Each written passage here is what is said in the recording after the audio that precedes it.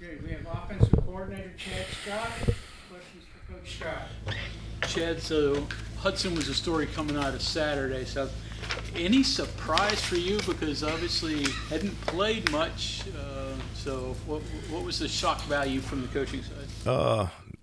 Really that he just did it in the game. He got his opportunity when it came, and he was ready for it. He didn't know he was going to start that game till a little bit before that game. He's made plays like that in practice. It was splash plays. It wasn't consistent. We knew he could do it. We knew he had it in it, but it wasn't consistent. And sometimes the best opportunity you have is the one you don't know about. And he didn't have no idea about it. Didn't have no time to think about it. Didn't have no time to prepare for it and overthink it. And his opportunity came and it came about. But we knew he had that kind of ability. It wasn't consistent all the time. But great job the other day. Neil said you had the bulk of the play calls in the second half. How'd that go? Was there, obviously, by that time the game was decided, so it was pretty much on the clock. That was awesome. It was awesome. Great opportunity for me. Did well. Should have scored 5. Should have went 5 for 5 and touchdown. We were 3 for 5. We had the Gallagher touch back through the end zone, the ball, the first fumble that we lost thus far this season, and then the drop 3rd and 8 on the down there near the end zone. So it should have been 5 for 5 or 3 for 5, but it was good. Got some opportunities to get some guys the ball in the hand, got some touches and moved around. You had a lot of younger kids in there, so there was things you probably wanted to see. Did you see what you wanted to see? I did. I wanted to. Coach Brown, he gets on me all the time. I like to try different things, do some different stuff, and sometimes, heck, I call one of the plays. We hadn't did that place in fall camp, but I trust the guys in believing that they know what they're doing. We repped it so much in fall camp. Sometimes it just go rogue. I understand. We keep it simple. It's simple, but it's a lot of variety, and we hadn't covered some of it, and the guys executed it really pretty well. Jaheim is showing a burst that some of the other guys you got.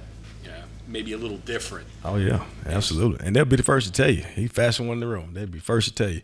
He does. He's going to be a special player. And, we're excited about him. He's obviously gifted with the ball in his hand. He's tough. He's physical as well. And, surprisingly, he understands when to stick his foot in the ground and get some hard, tough yards. There was a couple runs he had where he just stuck it up in there and he got like 4 or 5 yards, got 6 yards, broke a tackle. And then when the opportunity came, he was disciplined enough to do a little thing right to pop the big ones. And so that was really, really good to see. He's going to be special. How rare is that in a young guy? You figure in high school he probably just ran around everybody. Well, he did the same thing when he first got hit too. He was, and that's where he got, the discipline became in play. Early in fall camp, he was the same plays he was having success on Saturday. He struggled with in fall camp toward the end. In the beginning, he was getting away with it, and it was tough to coach him on doing the little things right because he kept returning the corner and hitting the big one. Like, man, listen now, you just outrunning everybody right now. You ain't reading that thing right. And fortunately for our defense, they caught on to him and stopped him a couple of times. So he said, yeah, coach, you're right. I got to read it right. And so it was really good to see him in the game setting, like that, be disciplined and look at what he's supposed to look at and capitalize on the big opportunities when they came. So that was really good to see. And on all his comments on those plays, that's exactly what it was. Great discipline, chasing it and setting the block to hit the big play. How do you teach Rodney not to lose the enthusiasm, but to pull it back and not, extend the ball, try to do too much? Well, I told him that on the sideline right away. So that's a lesson to be learned. Hey, don't, because he was down. He cares. It means something to him. He was down. Obviously, wanted to score. I said, obviously you need, unless it's a, last play of the game, 4th down, 2-point conversion. You don't want to stick that ball out. And I always emphasize to those offensive guys, it's a fine line. You got guys like Rodney, especially with the ball in his hand as well.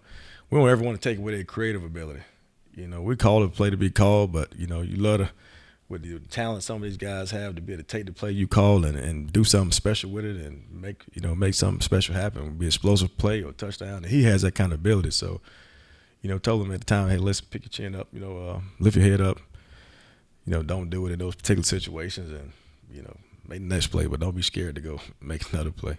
Is there ever anything in you as a coach where you try to make sure guys, because we talked a lot about getting up for a big game like this, where they don't get maybe too up for the game and then you have moments like that occur? Not really. It's a rivalry week, so it's hard to kind of tell them guys not to get too fired up for it. To be honest with you, particularly being that this will be the last time we play them, I guess, for a while. So hard to tell them to not to get up for it.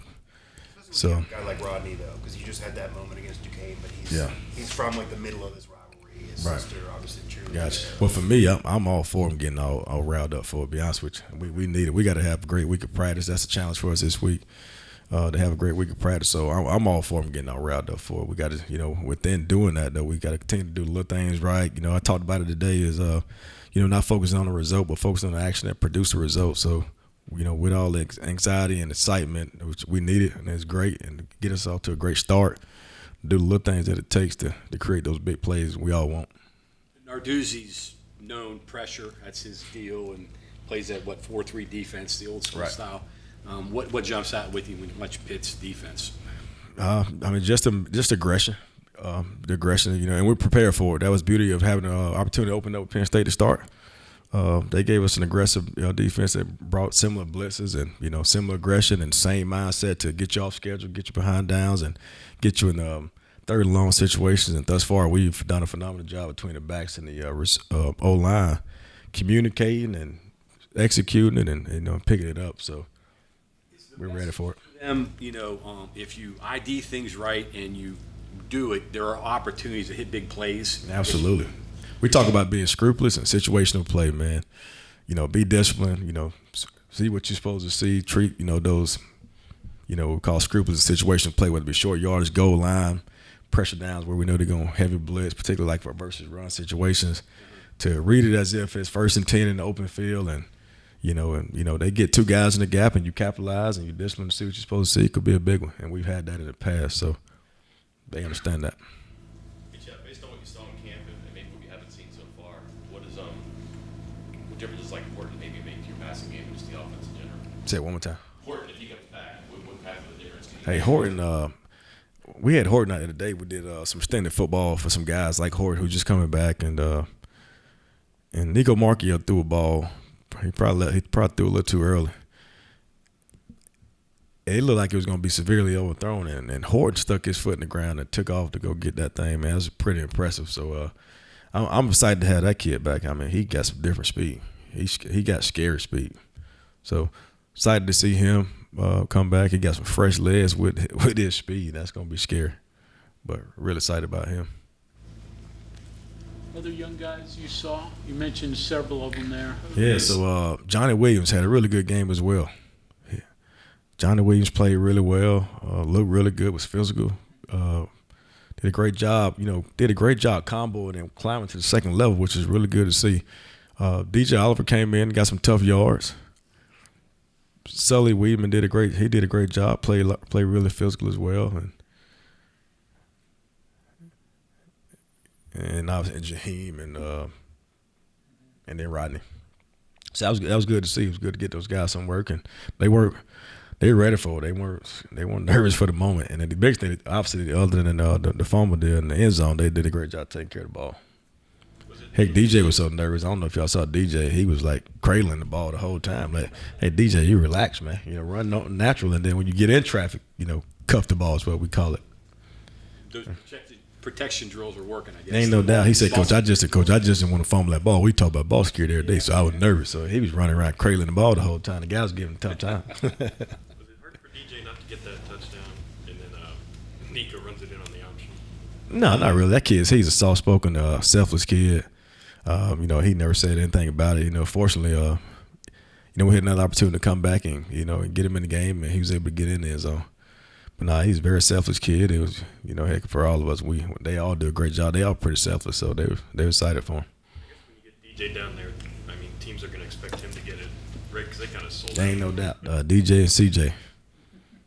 Yep, DJ. I told Jaheim, I told him today, so you better score from afar. And you got about the 20-yard line. That's about your cutoff point. Looking at Pitt's defense, they're not super huge. I think their backup zero is probably their biggest guy up front. Quickness, what do? They do a lot of movement, a lot of different things, different looks. They blitz a lot. And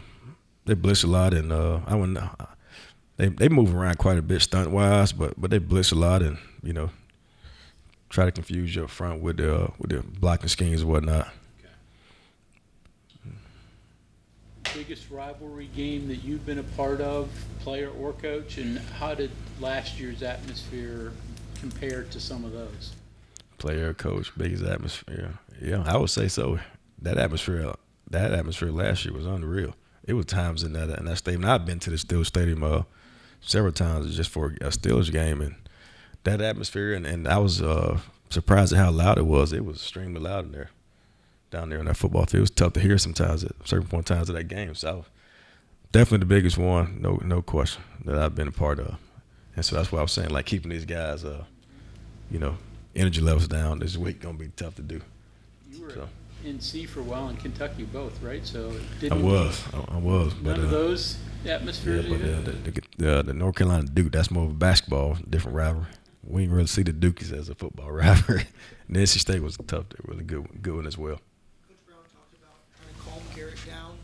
When you have an emotionally charged game like this, how do you try and do that, especially early? It's tough. I think the best way to do it is get him involved early, whether that be a quarterback call, run play, or him having an opportunity to scramble and get himself hit. But we got to find a way to either get, like I said, get him an easy completion, get him a quarterback call run, just got knock the jitters out of him. But again, we had the opportunity, and I'm saying this too because in the Penn State game, just going looking back at some things that we could have done to help him, with that was get a quarterback call run or easy completion to kind of get him going. But we're gonna need him to have that same energy and keep that energy. That's the biggest thing. Keep that energy. What did you think of the way that he kind of handled himself and some of the drops or the misfiring plays early? Great. I said that to staff yesterday. He did a phenomenal job of doing that. Like he didn't soak. He didn't hang his head. He came on the sideline and told those guys, hey, we'll get the next one. It might have been a player that came to him and said, man, we got to make those plays. And I overheard him saying, that's fine, they'll get it. He said this week, they'll get it. So I thought that was a great response by him. Of course, him throwing the football, those guys being on the receiving end of it, wanting him to continue to throw the ball to him. They were worried about it, nervous about it. His response, how he going to react. And that was his response. They'll get it. We'll get it. And that was good to see. Obviously, P. Fox dropped one early in the game, and he came back and threw him a touchdown. So, that was good for him. That was good for him. Both of those guys. It was good for P. Fox to make that play to let Garrett know he can make the catches that he throws to him, and it was good for Garrett to see those guys make the plays for him. We do need those guys to make those plays for him. He threw the ball really well the other day. We talked to these guys about rivalry games, and we asked Jalen. He said he owned the Madison Blue Streaks. But I mean, you played him when you played, your teams. Do you talk to him about, hey, listen, this is an opportunity where you can be known or you can be remembered playing in this game, whether good or bad? Absolutely. We talk about that all the time. You measure your bad days, that don't have any. You measure your bad plays. Had that great play that, it's the walk-off, touchdown, to capitalize on the win and the moment. Have that play, or this, the big-time block that springs somebody else. So the big-time blitz pickup that allows Garrett to make the big-time pass for a touchdown. Absolutely. We do have it. And we talk about it, too, like in these rivalry games, man, the talent is great, no question, but, man, the talent is kind of, it's a wash. It's so much emotion and, things going on, man. It's going to come down to guys, eliminating mistakes and making the plays when it's called. You're a big motivational guy. I read your Twitter feed. You always got those sayings. You got some good stuff you're going to pull out this week? Yeah. We're telling guys, hey, We're reading. Yeah, we want them to practice this week like they've lost the game and then perform like they've never won the game. Okay. Do you think Pitt will be ready for CJ this year? Yeah, they know a little bit about him. They know a little bit about him now. They know a little bit about him. I tell you what, that's wrong. It's practice like you've never. It's practice like you've lost the game and perform like you always won the game. And so that's what we want those guys to do. That's the biggest challenge is we to go out there, man, perform at elite level. But they'll be prepared for CJ. They've had opportunity to see him for a while now. But we'll be ready for him. Anything else for Coach? Going back to Hudson for a second. Yeah. Neil and him both said that he basically just found out right before the game that he was going to start. When do you as coaches learn that it's going to be Hudson going in and not having depth available? I found out at pregame because Devin tried to he was trying to do some things at pregame. So I found out at pregame that Hudson was going to be the guy. And again, sometimes that's the best opportunity to find out. You got no time to think about it. You just got to go and go do it. And he did it, man. He got us going. But he was right. He was in the pregame. Okay, thanks. Thank you.